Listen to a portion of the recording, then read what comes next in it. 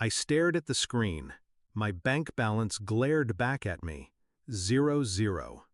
The $150,000 I'd built over 7 years was gone, erased overnight, like it had never existed.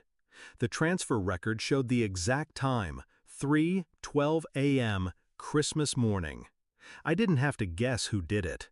I knew.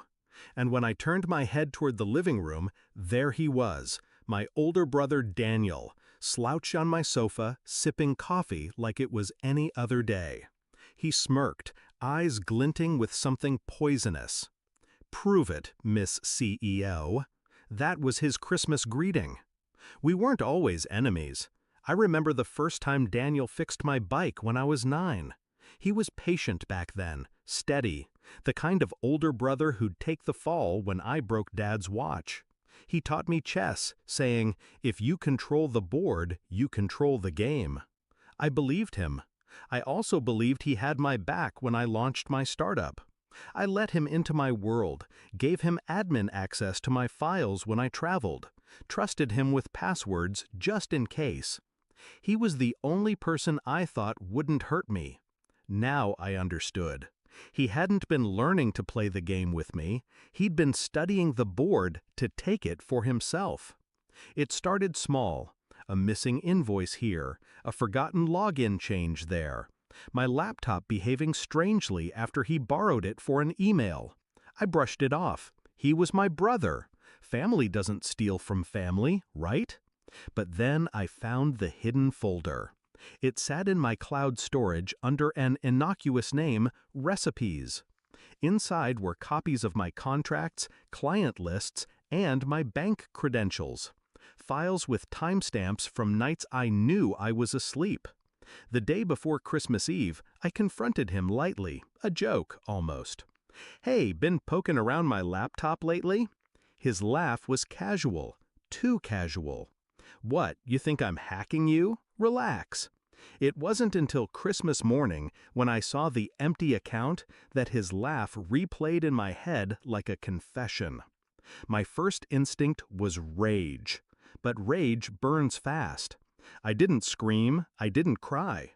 I shut my laptop, poured myself a coffee, and wished him Merry Christmas. Because a man like Daniel expected fireworks.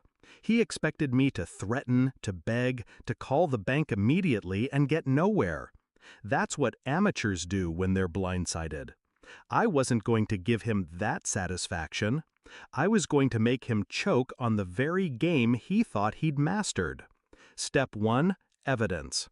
That same day, I logged into my secondary laptop, the one he didn't know existed, and restored a security backup I'd made months ago. I'd always been paranoid about cyber theft. Now, that paranoia was my weapon. The backup contained keylogger records, access logs, and IP traces, all pointing directly to his apartment. I packaged the data neatly, like wrapping a gift. Step 2, timing. If I went to the police immediately, he'd still have my money hidden, and he'd fight me for years in court.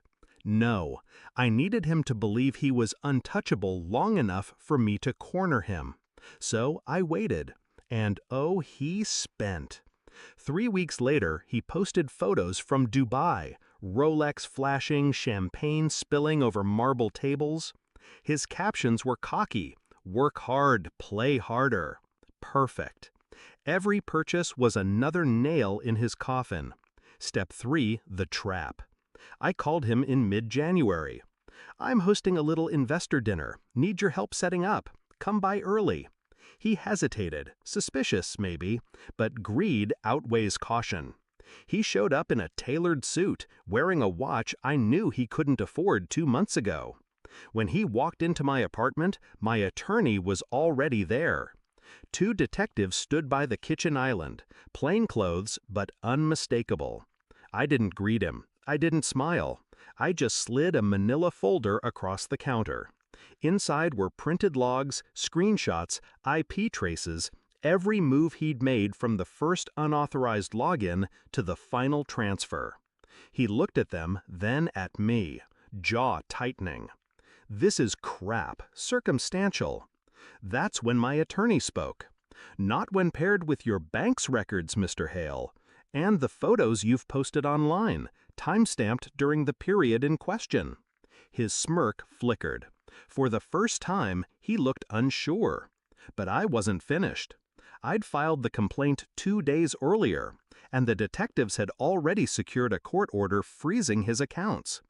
By the time he'd landed in Dubai, I'd already contacted the hotel. His penthouse reservation had been prepaid by a card now flagged for investigation, which meant when he left my apartment that night, he'd have nowhere to run back to. "You think this will hold up?" he spat. I stepped closer, low enough that only he could hear. "You once told me, if you control the board, you control the game. Daniel, the board was never yours." The doorbell rang. He glanced toward it, irritated. When I opened the door, 2 uniformed officers stepped inside.